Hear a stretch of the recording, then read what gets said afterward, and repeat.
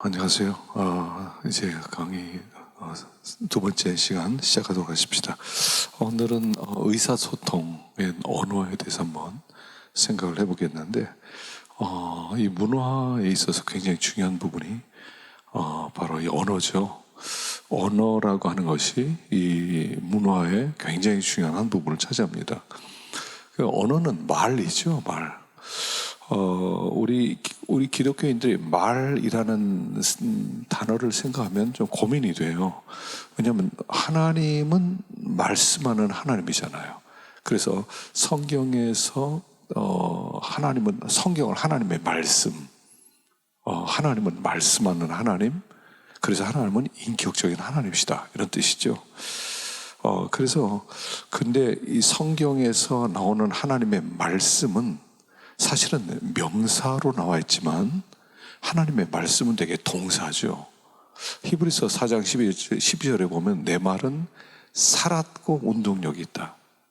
또 이사야 55장 같은 데는 내 입에서 나가는 말이 헛되게 돌아가지 아니하고 나의 뜻을 이룬다. 그래서 사실은 하나님의 말씀할 때 말씀 명사가 아니라 동사죠. 근데 지금 우리는 근데 말씀을 자꾸 명사화시키는 그런 경향이 강해졌어요. 특별히 이제 우리 서구 신학이 들어오면서 다 명사로 말한다는 것은 개념화시켰다는 거죠. 하나님은 사랑이시다. 사실은 하나님은 나의 아버지다. 하나님은 나의 목자시다. 이런 단어들을 자꾸 명사화시켰어요. 하나님은 사랑, 하나님은 아버지, 하나님은 목자. 물론 그 진술이 잘못됐다는 것은 아니에요. 그런데 그렇게 할 때 움직이지 않은 정적인 기독교적 경향을 좀 갖게 되죠. 사실은 그 명사가 아니라 하나님의 말씀 그 동사죠. 그래서 예를 들어서 이렇게 고칠 수 있다는 거. 하나님은 사랑이시다 그럴 때 하나님은 사랑으로 나를 대하신다, 이런 뜻이죠. 이 동사예요. 사실은 하나님은 사랑이다.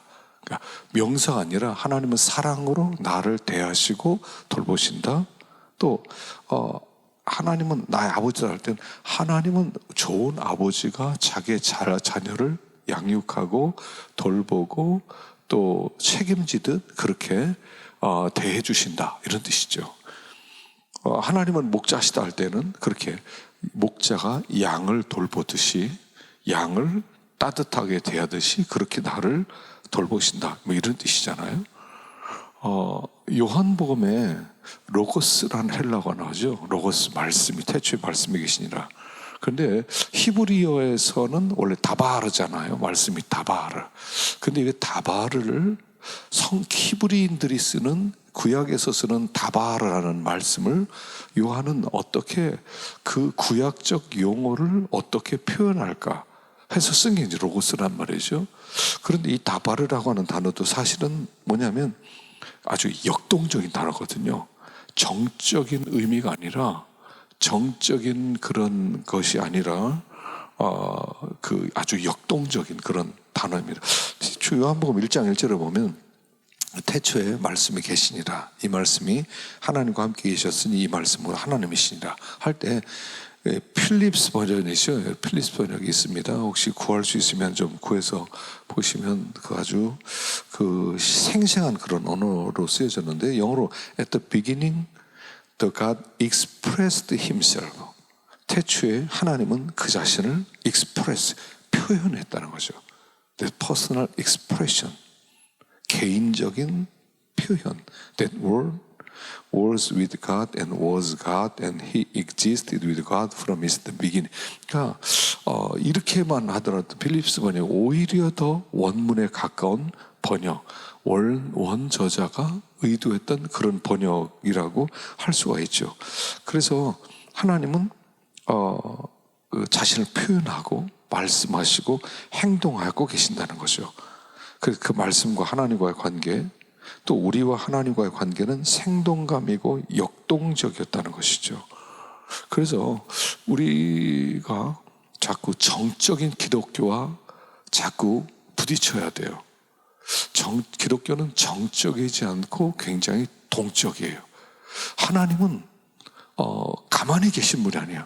엄청나게 아주 열정적으로 일하시는 분이거든요. 그게 말씀으로 표현되는 거예요. 그러니까 하나님의 말씀은 그 자체가 뭐냐면 그 자체가 행동이죠.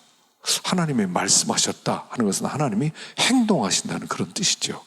그래서 기독교는 굉장히 역동적인 그런 종교고요. 그 하나님은 지금도 살아서 엄청난 힘을 가지고 일하시는 하나님이라는 거예요. 근데 그 하나님을 정적인 하나님으로 만드는 가는 것이 그 기독교의 개념들을 하나님이 원하시는 것을 우리가 잘 드러내지 못하는 것이죠. 그래서 정적인 기독교와 싸우셔야 됩니다. 그냥 조용히 가만히 아무것도 안 하고 그냥 머리로만 생각으로만 마음으로만이 아니라 그것이 행동으로. 그래서 하나님은 우리가 마음만 바뀌어지길 원치 않고 마음이 바뀌어지면서 행동이 바뀌어지길 원하시죠. 그래서 성경에서 말하는 수많은 단어들은 사실은 다 굉장히 동적인 그런 단어들이죠.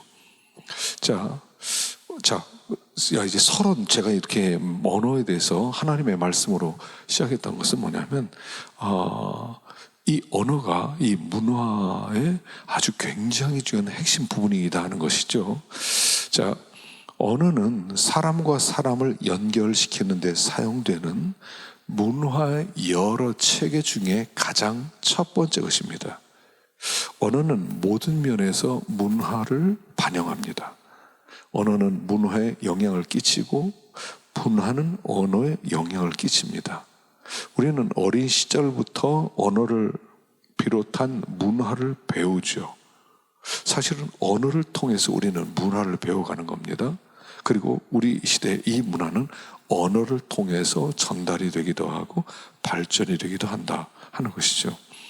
그래서 그 여러 문화 속에 존재하는 여러 범주들과 호용하게 되는 거죠.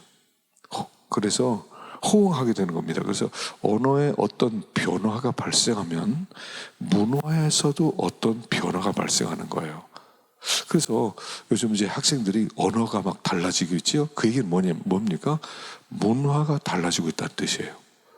그래서 언어와 문화는 뗄래야 뗄 수 없고 언어와 문제는 함께 발전하고 호응하는 그런 관계라는 것입니다. 그래서 언어와 문화의 관계는 아주 밀접하다 하는 것입니다. 그럼 언어가 뭐냐? 언어는 개념들을 형성하여 의사를 소통하고 그 다음에 어떤 행동을 다른 사람들의 행동을 촉진시키고 또는 동정심을 유발하기도 하고 두려움을 일깨우기도 하고 스스로를 표현하기도 하고 어떤 원기를 분출하기도 하고 자랑하는 일과 같은 인간 상호 간의 인간 내면의 다양한 목적을 위해 특정 사회에 속한 구성원들이 채용한 임의적인 소리 상징의 체계입니다. 그러니까 어떤 특정 사회에서 그 구성원들이 어떤 임의적인 소리라고 하는 것을 통해서 그것을 체계화시킨 걸 언어라고 그러죠. 그래서 이 언어에는 몇 가지 특징도 있습니다. 첫째, 언어는 소리에 대해서 말하는 겁니다. 소리. 서구 사회에서는 언어 그러면 되게 소리, 말 때 글을 생각을 하기도 하거든요. 글. 그런데 사실은 언어라고 할 때 글보다 먼저 말이라는 거죠. 입과 귀 사이에서 진행되고 있는 과정을 언어라고 한다는 거예요. 그래서 물론 우리가 언어 그럴 때는 말하는 것, 듣는 것, 또 글로 쓰는 것, 이런 것들을 다 표현하지만 그러나 근본적으로 언어 그럴 때는 입과 귀 사이에서 진행되고 있는 과정을 얘기하는 거죠. 그래서 어떤 내면적인 어떤 목적들을 위해 어떤 개념을 형성하고 의사를 소통하고 다른 사람들로 하여금 행동하게 하고 동정심을 유발하고 두려움을 일깨우고 표현하는 것 등등에 사용되는 것이죠. 그래서 언어는 먼저 소리다 하는 것입니다. 물론 글도 이제 언어라고 할 수 있지만 글은 가장 첫 번째 것이 아니라 가장 첫 번째 것은 소리다, 이렇게 말할 수 있습니다. 자, 두 번째, 언어는 아주 조직적이고 구조적이라는 겁니다. 이제 어떤 나라에 가서 이렇게 뭐 예를 들어서 아주 그 깊은 그런 산 속에 사는 사람들, 원주민들, 이런 사람들을 보면서 얘기하는 걸 보면 뭐 그렇게 뭐 복잡한 말들은 아니고 단순하니까, 여기는 이 사람들의 언어 체계는 거의 없다, 또는 논리가 없다, 그래서 아주 굉장히 미개하다, 원시적이다, 이렇게 말하기도 하지만, 그러나 언어학자들이나 인류학자들이 볼 때는 어떤 언어든 비조직적이고 구조가 복잡하지 않은 언어는, 단일 언어는 발견하지 못했다는 겁니다. 모든 언어는 다 아주 굉장히 조직적이고 구조적이라는 거예요. 물론 뭐 우리가 이렇게 지금 살고 있는 우리들의 언어나 아니면 뭐 어떤 공용어로 쓰는 어떤 영어나 알려진 뭐 불어나 이런 것들처럼 그렇게 구조적이지는 않을지라도, 모든 언어는 그 자체의 체계와 논리에 따라 구성되어 있기 때문에 다른 언어를 소유한 사람들의 입장에서 볼 때는 비체계적이고 비논리적으로 볼 수 있을지 모르지만, 모든 언어 자체는 굉장히 조직적이고 구조적이라는 거예요. 그래서 구조적 측면에서 볼 때는 아주 굉장히 수많은 문법 경향들로 구성되어 있고요. 그 언어를 사용하는 사람들에게는 그 언어를 사용해서 거의 모든 것들을 무제한적으로 표현할 수 있다는 겁니다. 우리가 우리식으로 표현되지 않는다고 해서 뭐 미개하다, 저 표현이 다 되겠나 생각하지만, 사실은 그들이 표현할 수 있는 모든 것들을 다 표현할 수가 있지요. 그래서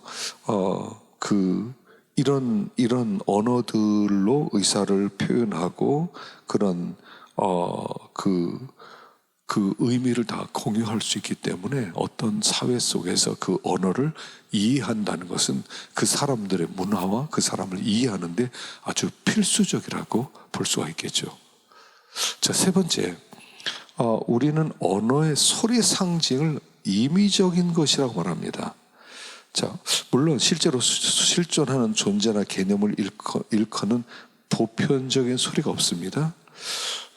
어떤 언어에서 어떤 특정한 뭐 예를 들어서 동물을 우리는 개라고 불러요. 근데 미국 사람들은 개라고 부르지 않고 독이라고 부르기도 하고요. 또는 치엔이라고 부르기도 하고요. 또는 페로, 헌드, 카레, 다양한 나라들마다 우리는 이것을 그렇게 부르자라고 하는 거예요. 그렇게 부르자. 그래서 처음에는 임의적인 소리를 부여하지만, 임의적인 소리를 부여한 그 순간, 그때부터 그 용어는 임의적인 것이 아니라는 거예요. 그 공동체가 그렇게 부르기로 결정했죠. 그러니까 임의적인 것이지만, 임의적으로 개라고 말을 우리가 개라고 하지만, 이미 개라고 하는 순간 임의적인 것이 아니라 구체화되는 것이다 하는 것이죠. 그래서 그 언어의 소리 상징을 임의적인 거라고 우리는 부르지만, 실제로는 구체화되는 것이라는 것입니다. 네 번째, 우리가 언어의 형식들에 대하여 말하는 것은 해당 문화 속에 존재하는 어떤 두드러진 것을 나타내는 상징들에 대해 말하는 것을 의미합니다.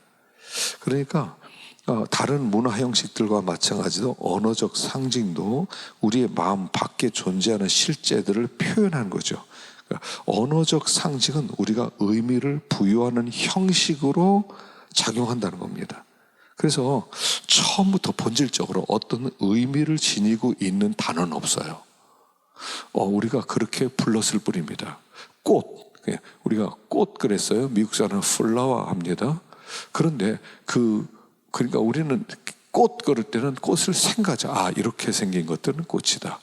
미국 사람들이 이렇게 생긴 것은 플라워다 하지만, 사실은 그 존재와 꽃이라고 하는 실제와 그 말에는 아무런 어떤 연결된 고리가 없다는 거예요.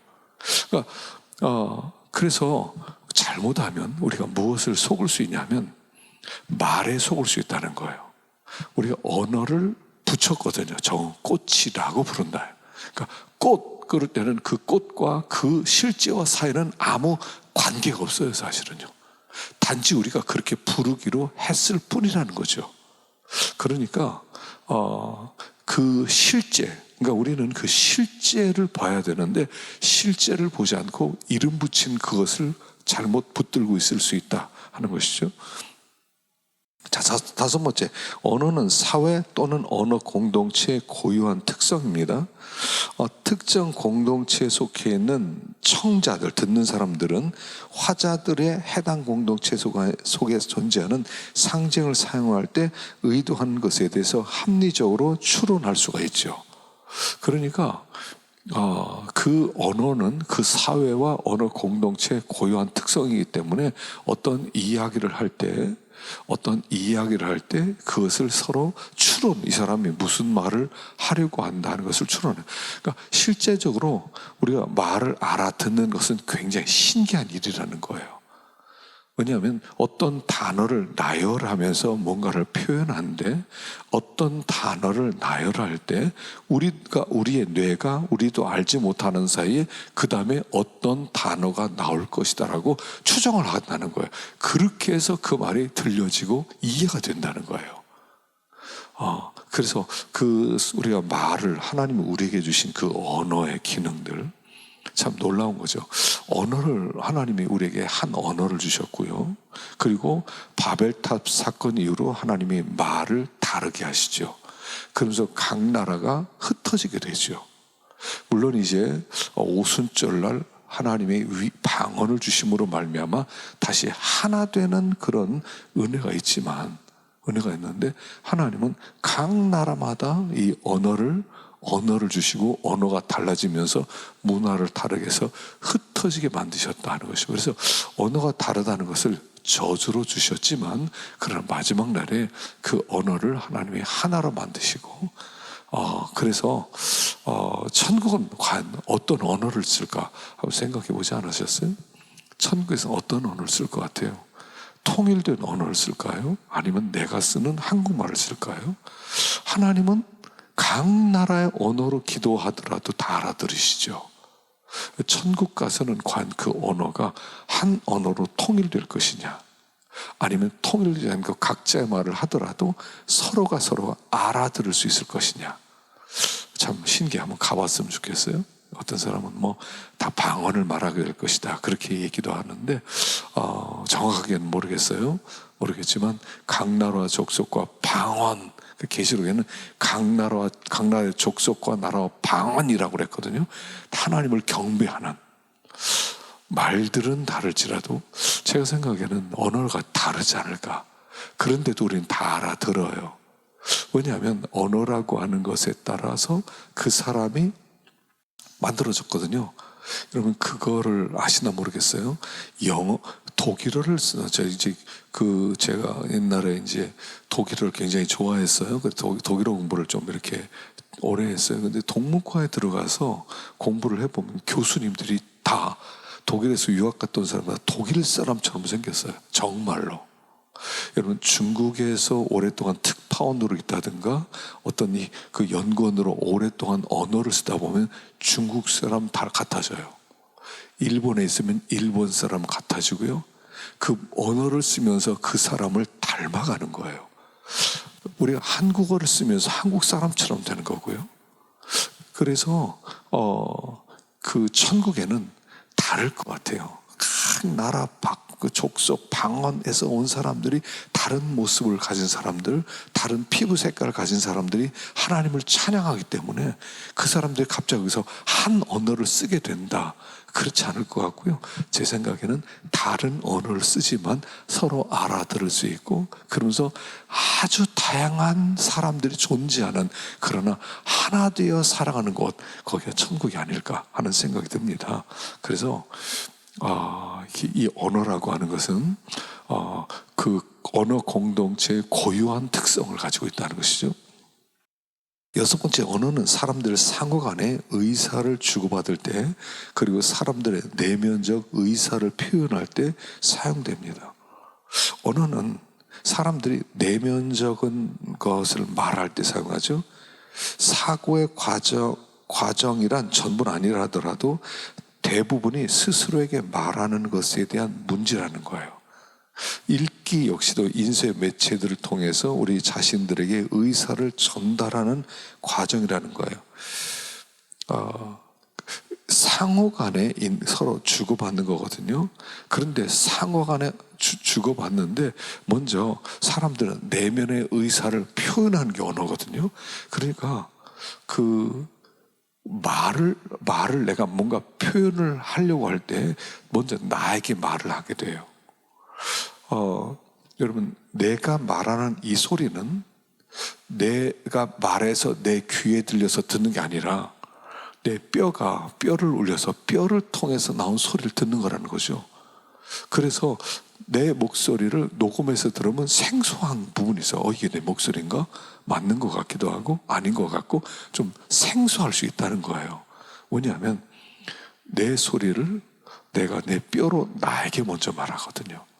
그래서 여러분, 우리가 이제 다윗도요, 이번에 다니엘 기도회 하면서 첫날 김은호 목사님이 이렇게 절망적이고 낙심스러운 때 우리가 어떻게 되느냐, 그래서 시편 42편 얘기를 하면서 다윗처럼 해라. 내 영혼에게 스스로를 설득시켜라. 내 영혼아, 어째 불안해하는가?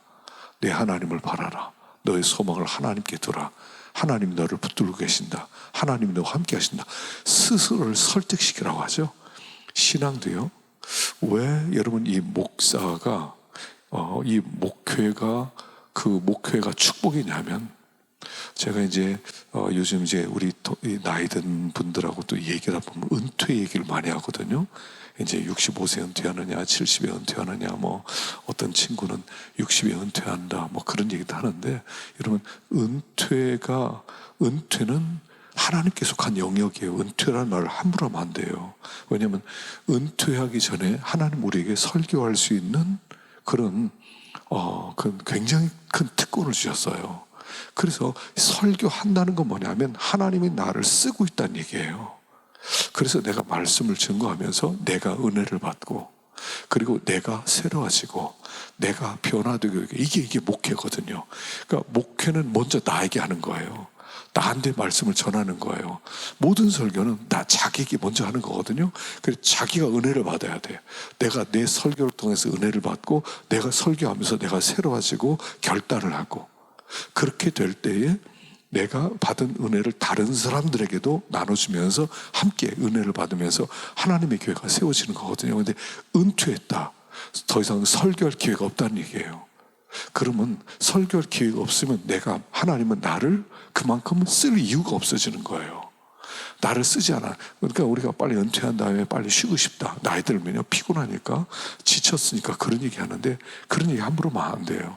왜냐하면 현장에 있는 동안 하나님 우리를 쓰세요. 은퇴했다 그럼 그때부터 안 쓰는 거예요. 제가 보니까 많은 분들이 그래요. 근데 제 친구도 미국에 있는데, 이 형제 하나가 너무 힘들어서 자기가, 이 친구는 한국에 자주 나와서 집회를 인도해요. 그래서 내가 빨리 미국 목회 은퇴하고 한국에 나와서 이제 집회나 인도하러 다녀야 되겠다 그러더라고요. 제가 그렇게 얘기했어요. 야, 그러지 마. 네가 한국에서 이렇게 초대를 받는 이유가 뭔지 알아? 네가 거기서 현역이기 때문에 너를 쓰는 거야.